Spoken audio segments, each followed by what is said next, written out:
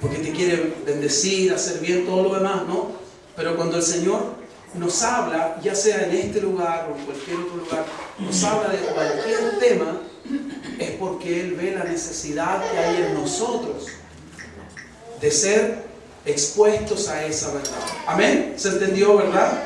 Entonces cuando el Señor nos habla, por ejemplo, de disciplina, es porque Él ve que nuestra disciplina puede ser mejor o debe ser mejor, ¿verdad? Si el Señor nos habla, no sé, de cualquier otro tema, ¿verdad? Si Él nos habla de amor, del amor, es porque Él seguramente ve que estamos un poco deficientes en el tema del amor, por ejemplo, etcétera, ¿de acuerdo? Acuérdate de esto. Pues puede sonar extraño, pero en realidad uno normalmente, cuando todo está bien, uno normalmente no tiene mucho que decir, ¿sí o no? ¿Verdad? Si tú te encuentras con alguien que está caminando, viviendo su vida cristiana, tú lo único que puedes decirle es, ¿sabes qué? Bueno, yo solamente te bendigo, deseo que Dios siga bendiciéndote y que puedas seguir afirmado en este camino. Bien, sigue adelante. ¿Verdad? Cuando tú ves que todo está dentro de los parámetros del Señor. Y si no es así, uno ve la necesidad de decir, pero sabes, querido hermano o hermana, yo veo esto otro. ¿Me entiendes, verdad? Como cosas que se requiere trabajar en ellas. Yo creo que Dios desea que nosotros, esto es para mí en primer lugar, hermanos, esto no es de aquí para allá. Esto es para todos nosotros, amén. Amén. El que predica no está ajeno a lo que predica, ¿cierto? También, como decíamos el domingo, la espada de Dios es viva y eficaz, es una espada de dos. ¿Qué significa? Que corta hacia allá, pero también corta hacia acá. ¿De acuerdo? Así que aquel que ocupa la espada de Dios debe tener mucho cuidado, ¿verdad? Cuídate tú de juzgar a alguien, de hacer algo y tú hacer lo mismo, ¿verdad? O sea, a eso el Señor le llama hipocresía, eso es lo que a Él le molesta. Que Dios nos libre de eso, ¿verdad, hermanos? Que Dios nos ayude. Vamos a hablar entonces del valor de la disciplina y... sí, ayúdame, Marquito. Ustedes saben que vamos a presentar acá los versículos. Y si alguien más desea traer su equipo para grabar o qué sé yo, lo puede hacer. No hay ningún inconveniente. Este es el valor de la disciplina número 4. Número 4, ¿verdad? Número 4. Y está en Hebreos 12. En Hebreos 12, continuando con la idea de la semana anterior. ¿Alcanzan a leer, hermanos, ahí? ¿Sí? Ok, leamos en el nombre del Señor. Es su palabra que nos dé su entendimiento. Dice versículo 11: es verdad que ninguna disciplina al presente parece ser causa de gozo, sino de tristeza, pero después da fruto apacible de justicia. Ustedes pueden ver que hay cosas que están destacadas, ¿verdad? A los que en ella han sido ejercitados. Voy a volver a leer ese versículo. Hay bastante allí que uno muchas veces ¿cuántos no han leído este versículo alguna vez? Y uno lo lee, qué bonito, y pasa, ¿verdad? Pero hay tanto que extraer de allí para nuestra edificación. Es verdad que ninguna disciplina al presente parece ser causa de gozo, sino de tristeza, pero después da fruto apacible de justicia a los que en ella han sido ejercitados. Por lo cual, levantad las manos caídas y las rodillas paralizadas y haced sendas derechas para vuestros pies, para que lo cojo no se salga del camino, sino que sea sanado. Luego voy a hablar de eso en detalle, pero qué lindo lo que dice el Señor ahí. Dice después: seguid la paz con todos y la santidad, sin la cual nadie verá al Señor. Versículo número 15, muy importante. Mirad bien. Eso es algo tremendamente importante. Mirad bien. No sea que alguno deje de alcanzar la gracia de Dios, que brotando alguna raíz de amargura, esa raíz de amargura os estorbe, y por ella, por esa raíz, muchos sean contaminados. No sea que haya algún fornicario o profano como Esaú, que por una sola comida vendió su primogenitura. Porque ya sabéis que aún después, deseando heredar la bendición, ¿cuál? La de la primogenitura, fue desechado y no hubo oportunidad. Nosotros acabamos de terminar de hablar sobre que Dios es un Dios de oportunidades. Pero esas oportunidades no duran para siempre. ¿De acuerdo? Alguien dice, no, Dios es infinito, así que Él va una y otra vez, da y da. Yo siempre he dicho, tenemos que ser muy cuidadosos. No debemos abusar de la gracia de Dios. No debemos malgastar las oportunidades. Y no hubo oportunidad para el arrepentimiento, aunque la procuró con lágrimas. Hermanos, déjenme decir en primer lugar que Dios sabe que ninguna clase de disciplina, o mejor dicho, que la disciplina generalmente no es bien recibida.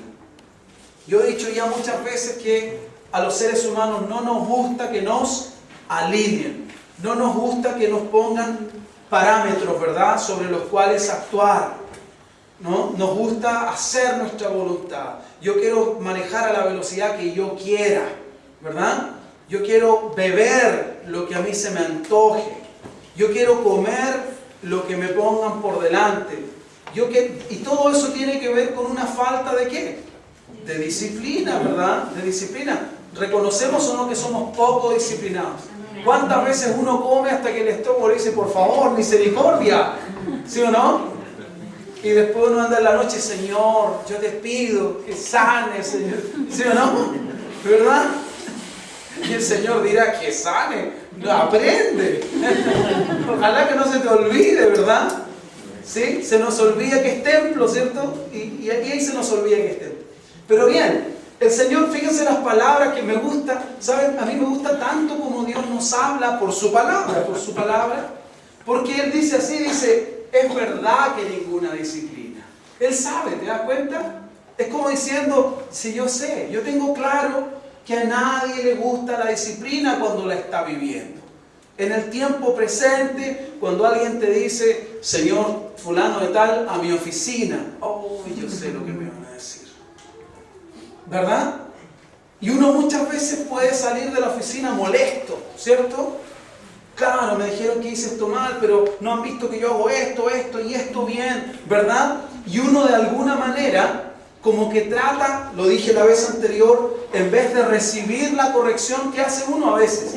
La resiste, la rechaza, ¿verdad? Y eso no produce el bienestar en uno. Pensemos qué le pasa a nuestros hijos. Cuando nosotros le decimos a nuestros hijos que no hagan tal cosa, ¿verdad?, y que no lo hagan porque les hace daño, y ellos nos ponen cara de sí papá o sí mamá, ¿verdad? Es como si yo ya lo sé, ¿cierto? Bueno, en el minuto a ellos no les parece mucho la disciplina, y el Señor lo tiene perfectamente claro, al presente, en el momento, en el aquí y ahora. Y esto a mí me hace entender algo, que con respecto al tema de la disciplina hay una ahora y un después. Hay dos fases, un ahora y un después con la disciplina. En el ahora, en el aquí y ahora, la disciplina, ¿qué produce de acuerdo a la palabra de Dios? ¿Produce gozo? No. ¿Qué produce en el ahora? Produce tristeza. En el presente a uno no le alegra ni le alienta mucho que lo disciplinen o que lo corrijan, o que le digan que hay cosas que están mal en su vida. Sin embargo, hay un después también. Dice, pero después. Y si uno es consistente, fíjate lo que está diciendo el versículo, dice, pero después da fruto. ¿Cuántos sabemos que la voluntad de Dios es que nosotros demos fruto como discípulos, verdad? La disciplina da fruto. ¿Cuándo da fruto, hermanos? Lo dice acá. Cuando somos ejercitados en ella. Es decir, cuando la disciplina nos es administrada de manera permanente, de manera constante. En otras palabras, cuando yo recibo el consejo de la disciplina, de la corrección de Dios, y me mantengo en ese consejo, ese consejo aplicado produce un fruto. ¿Y cómo es ese fruto? Es bueno. Es un fruto, dice, apacible de justicia. ¿Dios es un Dios justo o no? Sí, Él ha dicho que ama la justicia. Y dice que todo aquello que es verdadero, todo lo puro, todo lo que es justo, ¿de dónde viene? Viene de Él. Amén. Entonces fíjate que la disciplina tiene su buen propósito en nosotros. Dios sabe que en el minuto en que se me administra la corrección, no estoy hablando de golpes, ¿no? Pero en el momento en el que me dicen, no, esto no es así, es asá, Él sabe que muchas veces yo no la voy a recibir con gozo. Pero si yo me dejo guiar por esa corrección, ella va a producir fruto. ¿Y qué clase de fruto? Fruto apacible de justicia. ¿Conviene ese fruto a un cristiano? Claro que sí. Y ese es el propósito del Señor. ¿De acuerdo? Versículo 12. Por lo cual, levantad las manos caídas y las rodillas paralizadas, y haced sendas derechas para vuestros pies, pues para que lo cojo no se salga del camino, sino que sea sanado. Qué hermoso es esto. Estos dos versículos, el 12 y el 13, hablan de lo siguiente. Recuerda, el contexto es la disciplina. Si tú leyeras el versículo 10, el 9, lo anterior, ¿de qué hablaba? De la disciplina, que el padre a quien ama corrige, azota a todo al que recibe por hijo, pero que esa es una muestra de su amor. Él dice que si somos dejados sin corrección, sin disciplina, entonces no somos hijos, sino, y un bastardo es un hijo no reconocido, un hijo ilegítimo. ¿De acuerdo? Ok, Dios no tiene hijos ilegítimos. Amén. Al contrario, Él saca pecho por sus hijos. Y lo que Él desea es que sus hijos sean un reflejo de lo que Él como Padre es. ¿Te has dado cuenta que la Biblia dice que Jesús es el primogénito entre muchos hermanos? Primogénito significa el hijo primero. ¿Qué privilegio nos dio Dios, hermanos? Que podamos llegar a ser parte de esa familia en la que Cristo no solo es nuestro Señor, sino es el primer hermano, el hermano mayor, amén, y del cual nosotros deberíamos de recibir su ejemplo y seguirlo, imitarlo, ¿ok? Pero repito, versículos 12 y 13 habla de levantar las manos caídas y las rodillas paralizadas. ¿Qué produce que las rodillas se paralicen y que las manos se decaigan? ¿Qué es lo que produce eso?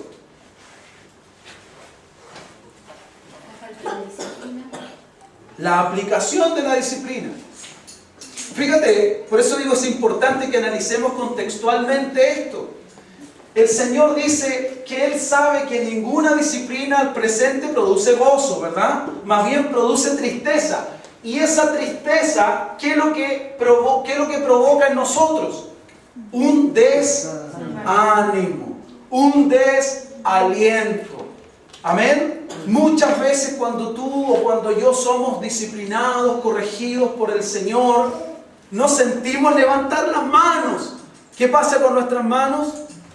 Se decaen. No nos dan ganas de seguir avanzando, pero ¿para qué si yo hago todo mal? No, mejor. ¿Entiendes lo que estoy diciendo? Es el Señor el que lo tiene así de claro. Y Él, fíjate lo que nos dice. Dice, por lo cual, levanta tus manos caídas. Es un llamado ¿a qué? A avanzar. Es un llamado a no quedarte detenido. Cuando Dios nos discipline, y usted puede tener la certeza que Dios nos va a disciplinar. Amén. Porque Él ama a sus hijos. Y a todo el que ama, Él lo corrige. Así que no vamos a escapar de su corrección. Y cuando Él nos corrija, Él nos está diciendo que tus manos no se cansen, no se decaigan, que tus pies, que tus rodillas no se paralicen. En otras palabras, no te estanques espiritualmente, no te detengas espiritualmente. Levanta tus manos, mueve tus rodillas y avanza. Amén. Si alguna vez Dios te corrige, yo te voy a recordar esto. Cuando te vea yo, hermano, ¿qué pasa? No, pastor, es que Levanta tus manos y mueve tus rodillas. Amén. Porque si la corrección del Señor ahora te está produciendo tristeza, si tú eres sólido, si tú te dejas moldear, va a producir un fruto apacible de justicia en tu vida. Aleluya. Y él como padre va a decir, ese es mi hijo. Amén. Vivimos en una época difícil. Todo el mundo nos dice que a los hijos no hay que decirles nada, que hay que dejarlos ser, que se trauman si tú los retas, que si tú los mueves un poco ellos van a tener secuelas en su vida. No, hermanos, eso no pone ninguna secuela. ¿Sabe lo que desvía el espíritu de un hombre, de un niño, de un jovencito? El dejarlo hacer lo que quiere. Así es. Porque ellos no saben, ellos quieren muchas cosas, pero no saben lo que les conviene. Y el trabajo de un padre, de un buen padre, de una buena madre, es vivir el mal rato, es pasar muchas veces la amarga experiencia de tener que enfrentarte, ¿verdad?, con ese carácter que no quiere dejarse manejar, que no quiere dejarse guiar. Pero tú debes ser consistente, debes ser firme. Dios te va a respaldar. Amén. Si tú eres firme, Dios sabe que en tu corazón lo que tú quieres hacer es el bien para tu hijo y honrarlo a Él como Dios en esa vida. Él te va a ayudar. ¿De acuerdo, hermanos? Él te va a ayudar. Y si Dios es por nosotros, ¿quién contra nosotros? ¿De acuerdo? Por lo tanto, dice, levanta tus manos, mueve tus rodillas que están paralizadas y haz sendas derechas. O sea, toma la corrección. Amén. No te quedes detenido, sigue avanzando, pero no avances igual como venías. Aprende, recibe el consejo y avanza como yo te estoy pidiendo. Eso es lo que el Señor nos dice a través de esto. ¿Para qué? Para que lo cojo no se salga del camino. Mira la voluntad de Dios que es buena. Cuando uno cojea, uno se tiende a ir hacia un lado, ¿verdad? Él dice, para que esa cojera no te saque de mi camino. ¿Cuántos sabemos que comenzamos a cojear espiritualmente? Tú sabes cuando empiezas a cojear. No tengo ganas de ir a la iglesia, me da una lata orar. La Biblia, no, que no la entiendo. Estamos cojeando. Lo siguiente, para que lo cojo no se salga del camino. Cuando tú comienzas a cojear, no te sales inmediatamente del camino. Pero es una señal, si no haces algo, ¿qué va a pasar? Vas a terminar fuera del camino. ¿Me dejo entender? Entonces Dios dice, hay que corregir, hay que poner un tope, hay que poner un freno a esto. Y mira su voluntad. ¿Qué quiere? Que aquello que está cojo en nuestra vida, ¿qué quiere Él? ¿Quiere? ¡Wow! ¡Qué bueno es el Señor! Quiere sanarlo. ¿Te das cuenta? Cuando uno tiene una dificultad con Dios, digámoslo así, Él no quiere que tú te vayas de su casa. Él quiere que tú vayas a Él y lo trates. Él quiere traer sanidad. Amén. Aquella área coja, digámoslo así. Luego dice, seguir la paz con todos, ¿verdad? Con todas las personas y la santidad sin la cual nadie verá al Señor. Esto es algo muy importante porque el objetivo de la disciplina, el objetivo final de la disciplina es que nosotros, entre otras cosas, aprendamos a vivir en paz. ¿Tú te has dado cuenta que hay gente que anda buscando con quién pelear? ¿Te has fijado, no? Tú vas manejando y te topas con gente así. En el colegio, nuestros hijos se encuentran con compañeros así. En la micro te encuentras así, en todas partes. Hay personas que andan buscando, ¿verdad?, con quién poder pelear. ¿Y qué quiere Dios? Que nosotros vivamos ¿de qué manera? Paz. Que tengamos paz. Idealmente con... No tengas enemigos por tener. Si es posible, si depende de nosotros, ten paz. ¿De acuerdo? Eso es lo que dice el Señor. Al Señor le agrada que nosotros seamos gente de paz. Bienaventurados los pacificadores. Es parte de su voluntad, ¿te das cuenta? Pero no solo eso, dice seguid la paz con todos y seguid también la santidad. ¿Por qué? Porque es parte del plan de Dios que nosotros vivamos en paz y que cultivemos una vida en santidad. Pregunto a propósito brevemente, ¿qué es la santidad, hermanos? ¿Qué es la santidad? ¿Es vivir en un estado espiritual tan alto que casi uno no toca el suelo? ¿Es mirar a la gente con una cara así un poco extraña, así como, oh, te saqué una radiografía, ya sé lo que tú eres, pecador? ¿Es eso la santidad? No. No, ¿qué es la santidad, hermanos? En una frase. Apartarse del mal. La santidad es eso. ¿Hay maldad en Dios? No. ¿Perdón? Precisamente porque Él es santo. ¿Te fijas o no? ¿Tiene el poder sobre la maldad? Sí. ¿Pero Él es malo? No. Todos sus actos son justos. Todos. ¿De acuerdo? De manera que el Señor desea que la santidad sea un principio, una razón fuerte de nuestro ser, de nuestro vivir. Y la santidad es apartarse de toda clase de mal. ¿De acuerdo? Perfecto. Podemos hablar en otra oportunidad más de la santidad.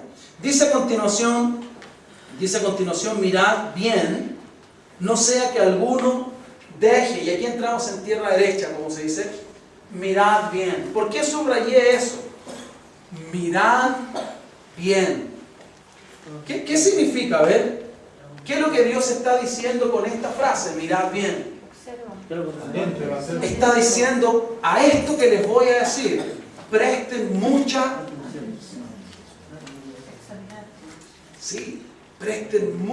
atención a lo que viene. Mirad bien. ¿De acuerdo? Ok. Entonces, mirad bien, dice. No sea que alguno deje de alcanzar la gracia de Dios. ¿Cómo puede ser eso? Si yo tengo que pensar en la gracia, dice que yo puedo dejar de alcanzar la gracia de Dios. ¿Qué es la gracia de Dios? Para entender esto, ¿qué es? Es su favor, es ese favor inmerecido, ¿verdad? Es ese favor, es esa apertura, es ese deseo que Dios tiene de hacernos bien, incluso concediéndonos aquello que nosotros no somos dignos de recibir. ¿Amén? Ok, favoreciéndonos solamente por su gran amor. Pero dice acá que yo puedo dejar de alcanzar la gracia. Y hermanos, eso es muy peligroso porque la Biblia dice que nosotros somos salvos por gracia.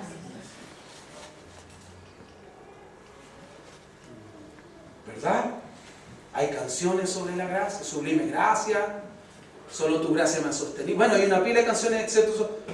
Pero dice que yo debo prestar mucha atención, debo tener mucho cuidado, no vaya a pasar que alguno deje de alcanzar la gracia de Dios. Y saben, como yo pensaba mostrarles esto a través de un ejemplo concreto, bueno, no lo conseguí en realidad, pero quiero que imaginen una manguera para regar, ¿verdad? ¿Te ha pasado que tú de repente estás regando, te moviste con la manguera y no salió agua? ¿Te ha pasado, no? ¿Sí? ¿Y qué pasó? Tú dices, cortaron el agua.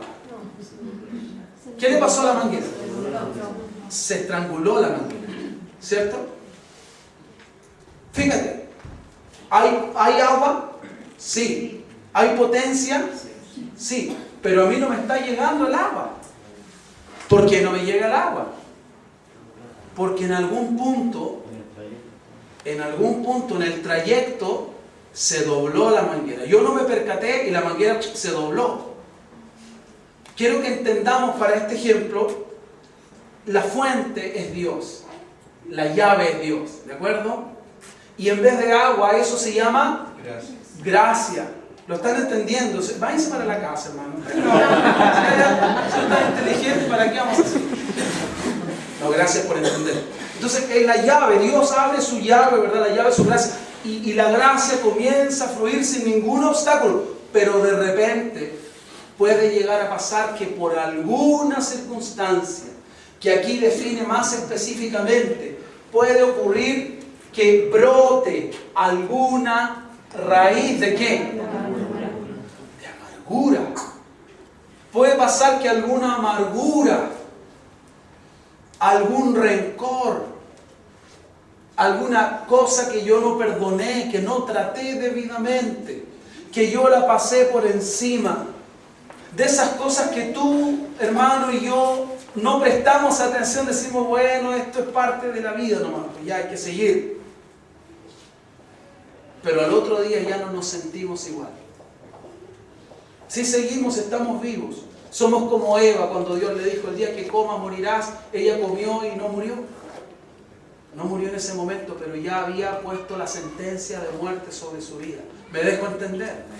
Es como el tipo que está en el cuarto, en el 40º piso del edificio y está parado al lado y él ya decidió que se va a tirar. Nadie lo va a persuadir de que no lo haga. Y que tú sabes que él no necesita llegar abajo. Desde el momento en que él saltó ya se acabó. Me dejo entender, ¿verdad, hermanos? Bueno, la amargura, dice, puede brotar. ¿Y esa amargura qué produce en uno? Estorba. ¿Te das cuenta o no? Es como esa manguera que en algún minuto se dobló. Algo pasó, algún movimiento estorbó el fluir del agua y ya no sale el agua. Ahora, si se trata del agua no es problema, hermano. Porque yo voy y enderezo la manguera y sigue fluyendo. Y si en realidad fue la empresa del agua que la cortó, yo consigo el dinero, la pago y va a seguir fluyendo. Pero si es la gracia de Dios lo que está en juego, ¿qué es? Es mi alma. Es mi alma.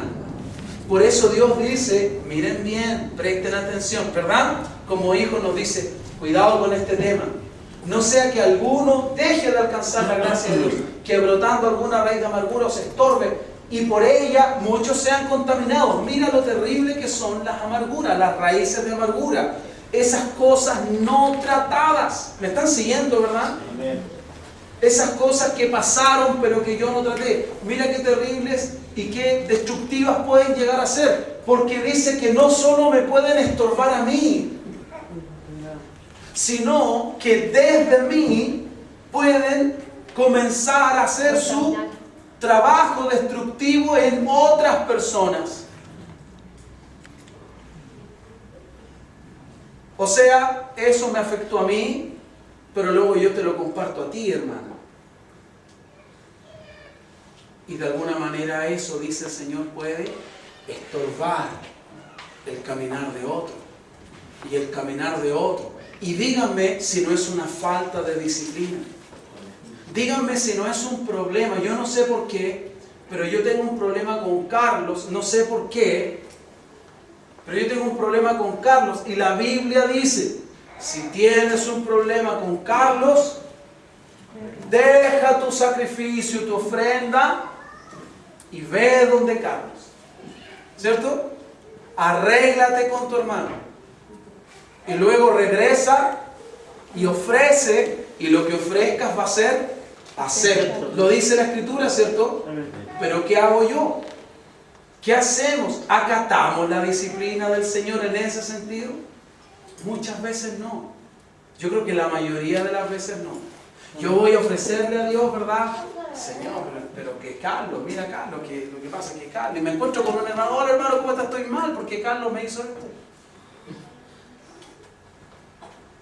¿Sí o no? ¿En serio que te hizo eso? Sí, tú no sabes, Carlos aquí, Carlos allá. Y yo nunca traté el tema con Carlos. ¿Me dejo entender? Yo debía tratarlo con él realmente. Pero no lo traté con él, mi corazón se amargó.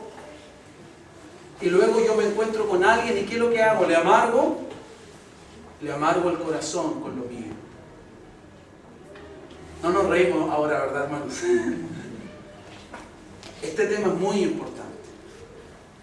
Porque la Biblia dice que Él aborrece a los que siembran discordia entre los hermanos. Dice que 7 cosas abomina, aborrece el Señor, ¿cierto?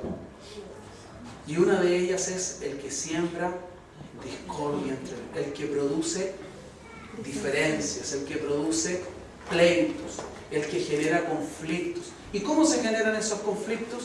Con una pequeña inyección de ese veneno. Yo estoy descontento y en vez de yo ir a hablar contigo que estoy descontento contigo, yo le cuento a Carlos que estoy descontento contigo, Carlos le cuenta a Evelyn, Evelyn le cuenta a sus hijas, y ya tengo una familia totalmente descontenta. Ni siquiera porque tiene motivos, sino porque yo los envenené con mi descontento. Amén, hermanos. Amén. Es un problema de disciplina.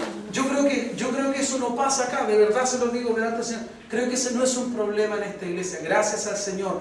Pero tú sabes, yo sé que hay lugares donde eso es pan de cada día en algunas partes. ¿Verdad? Y los hermanos no se pueden ver el uno con el otro. ¿Cómo puede Dios obrar allí? ¿Cómo puede Dios? ¿Cómo puedo decir yo, Dios está en este lugar? Si hay discordia, si hay pelea, si hay rabia, si hay celos, si hay amargura, si hay... ¿Qué hay que hacer? Si hay amargura, si Dios me muestra que hay amargura en mi corazón, ¿qué debo hacer? ¿Dejar que la raíz de amargura brote, crezca y por ella se contaminen otros? ¿Qué debo hacer? ¿Qué dice el versículo anterior? Dice que yo debo hacer sendas derechas para mis pies. Disciplina, ¿verdad? Yo debo disciplinarme. Soy yo el que debe tener cuidado para que lo cojo, eso que está cojo no se salga del camino. Y si yo enderezo mis pies, eso va a traer sanidad. Dios quiere sanar. Lo que tengo que hacer, si yo descubro que hay algo en mí, ¿qué es? Sanarlo. ¿Quién sana? ¿Quién es el sanador? Señor. ¿Quién es el que liberta al cautivo? Para dar libertad a los cautivos y abrir la cárcel a los presos. El Espíritu de Jehová, el Señor, está sobre mí porque me ungió Dios para pregonar. ¿Cierto? Bueno, tenemos que ir a Él, a Cristo. Él es el ungido, ¿sí o no? Yo necesito ir a Él y necesito tratar esos temas. ¿Por qué? Porque la amargura, la falta de perdón, el rencor y otros similares que son muy comunes, hermanos, lo que generalmente hacen es estorbar el fluir de la gracia. ¿Se te va a olvidar que se toca la manguera o no? No se te va a olvidar, ¿cierto? Yo espero que no se olvide. Uno tiene que de tiempo en tiempo decir, ¿qué pasa, Señor? Yo siento que el fluir se estancó. Ah, seguro que la manguera está en alguna parte está doblada. Amén. Debemos tener cuidado, hermanos. Debemos tener cuidado de no querer dañar a las personas. ¿De acuerdo? Yo puedo ocupar como excusa una situación para querer perjudicar a alguien. ¿De acuerdo? Y lo cortés no quita lo valiente. Debo tener cuidado de hasta dónde yo permito que mis oídos, es otro tema que tiene que ver con la disciplina. De repente mis oídos se transforman en un vertedero, ¿sí o no? Donde la gente viene a agotar toda su mugre, ¿verdad? Y si yo no soy cuidadoso, me hago parte de ello. Si yo no tengo discernimiento, le creo a pie junto todo lo que me dice, ¿verdad?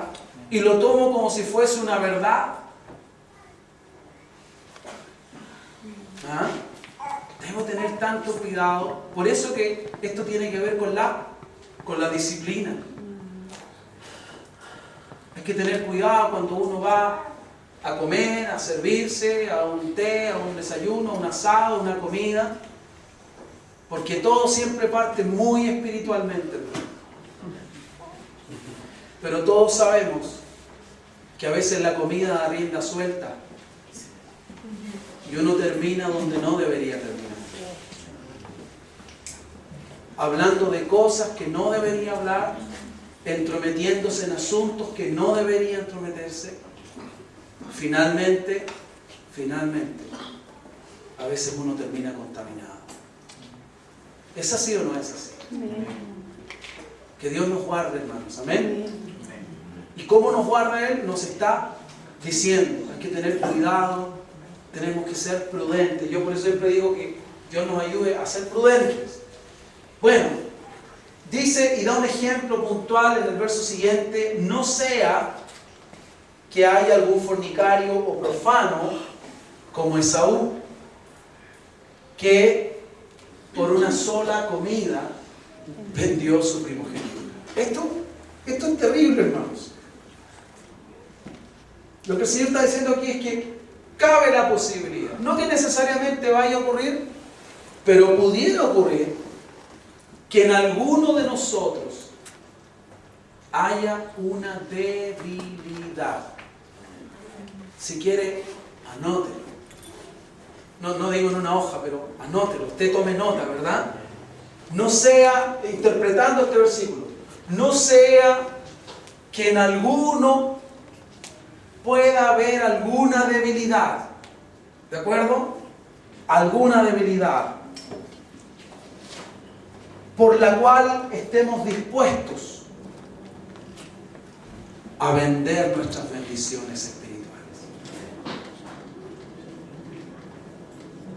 ¿Saben, hermanos? Esto es tremendamente complicado. ¿Qué hizo Esaú? Sabemos la historia, ¿verdad? ¿Qué le pasó a Esaú? ¿Qué es lo que quería él comer? Tenía hambre. En realidad no tenía hambre, ¿no? Simplemente tenía ganas de comer. Tú tienes hambre cuando no comes una semana, ¿verdad? Yo creo que ahí uno tiene hambre. Pero él venía de haber estado cazando, si mal no recuerdo, y tenía hambre o qué sé yo. La cosa es que él tenía hambre, eso es lo cierto. ¿Y qué pasa? ¿Alguien conoce la historia bien? ¿Qué ocurrió? A ver, hablen, hermanos, si no hay problema. Cambió su primogenitura por comida. Ya. Le ofreció hacerle un trato de Jacob le ofreció, ¿verdad? Le ofreció un trato. Yo te cocino, yo soy tu chef por un día, pero tú me vendes tu primogenitura. ¿Y qué dijo Esaú? ¿Qué dijo? Él dijo: ¿para qué quiero yo la primogenitura si lo que tengo yo ahora es hambre? ¿Fue Esaú un tipo con disciplina? No, para nada. No mostró ni el más mínimo atisbo de disciplina. Con esto termino, hermanos. Él no mostró, ¿verdad? Bendición, vienen de lejos. Entonces no mostró ni un poquito, ni una pizca de disciplina, ¿cierto? Él simplemente se entregó a un deseo desordenado. Tengo hambre. Bueno, yo te cocino algo rico, lo que quieras, pero ¿sabes cuánto te va a costar el almuerzo? Te va a costar la primogenitura. ¿Qué dices? ¿Y para qué quiero yo la primogenitura?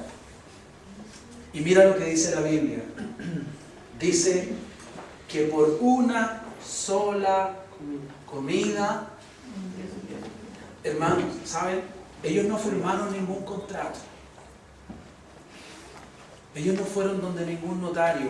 Yo quiero que tú entiendas esto. Esto es para nosotros, amén.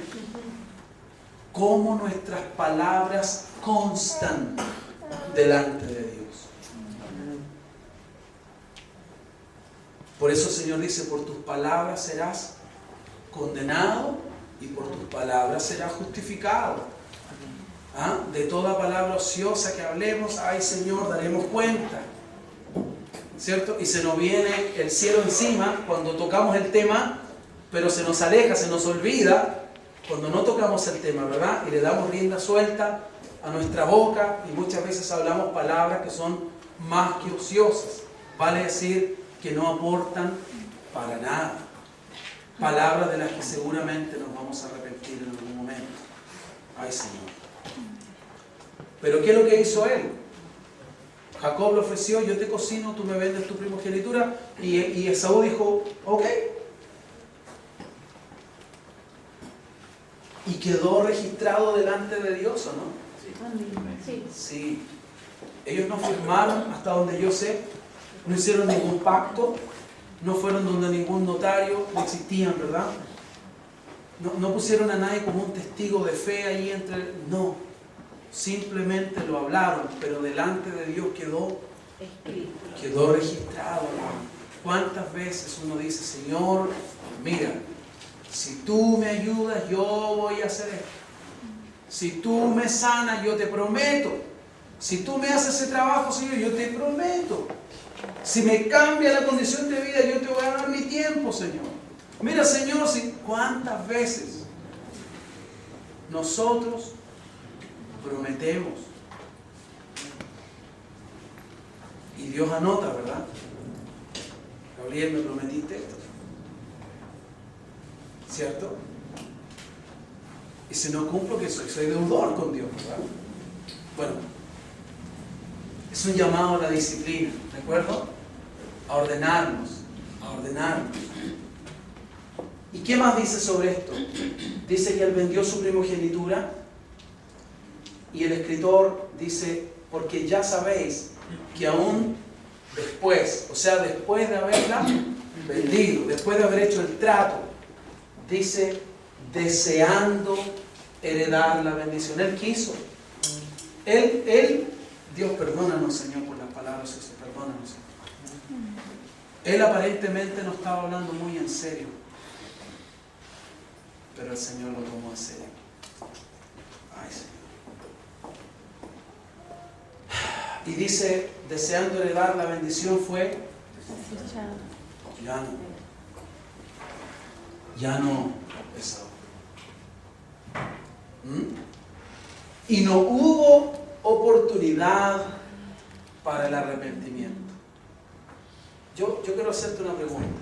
Si hubiese algún área, si este mensaje tuviera alguna mediana relevancia con algún episodio que tú estés viviendo hoy día, alguna situación que te esté estorbando, alguna raíz de amargura, lo que sea, que pueda tener la manguera de la gracia doblada, impidiéndote recibir de esa gracia, Dios nos está ofreciendo esta oportunidad para el arrepentimiento. ¿Sí o no? Amén. Qué bueno es con nosotros el Señor. Amén. Esaú no tuvo esa oportunidad. ¿Ok? Dice, deseando heredar la bendición, fue desechado. No hubo oportunidad para el arrepentimiento. Yo lo he dicho, hemos estado estudiando la palabra por aquí y por allá con algunos hermanos, y yo lo he dicho. Hay mucha gente que dice, y seguro que tú has escuchado a alguien que dice, pero si no importa, si mira, si antes de que yo me muera, yo me arrepiento. Y me voy con Dios. Lo que esas personas no entienden es que el arrepentimiento es una gracia. Es una gracia. ¿Sabes por qué hay personas que pueden estar viendo algo que está mal y todavía dicen, no, pero para mí está bien? Es una cuestión de gracia. Y si el Señor nos concede hoy la gracia para el arrepentimiento, ¿qué tenemos que hacer? Tomar esa gracia. Señor, yo la voy a usar y yo me arrepiento del corazón por él.